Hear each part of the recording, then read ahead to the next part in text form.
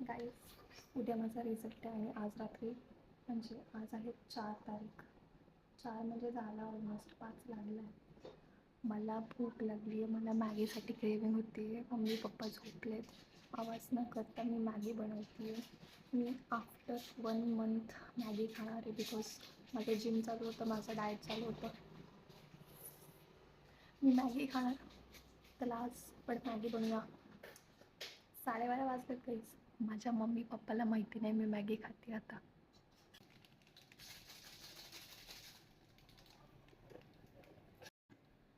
काहीच उद्या माझा रिझल्ट आहे 12th.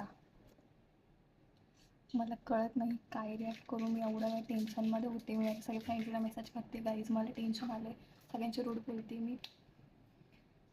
बस माहिती नाही उद्या काय होणार आहे. उद्या बहुतेक मी जिवंत असेल नसेल मला माहिती नाही. बस रिझल्ट चांगला यावा एवढीच मागते मी देवाकडे. गाईज थोडंसं पाणी तापवायला ठेवलं आहे मी थोडंसं. इथे शेजारी माझ्या बहिणीची मॅगी आहे, ही माझी मॅगी आहे. माझी मॅगी स्पॉन्सर मी.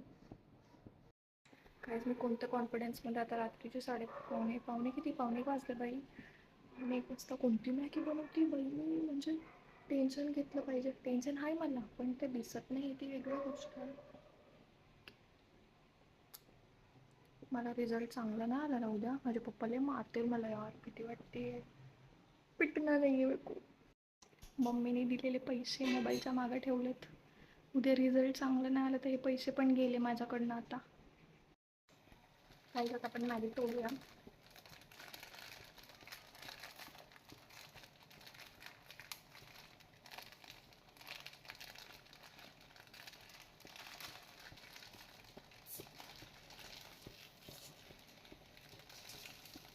आवाज नाही करायचा, मम्मीला मारलं नंतर.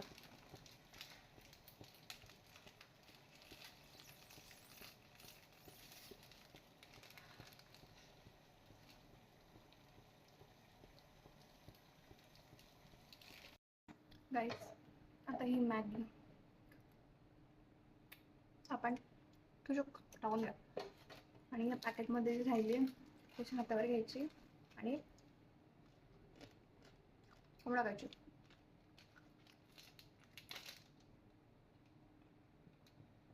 मम्मीला उठवायचं नाही. एक नंतर एक टेन्शन आहेच माझ्या मागे. म्हणजे आता 12th रिझल्ट, 12th नंतर लगेच CETचा रिझल्ट. 12thमध्ये जरी होपफुली आवाज नको ना करून 12thमध्ये जरी चांगले मार्क पडले, CETचे पर्सेंटेज जर कमी आले ना, माझ्या मम्मीनं मला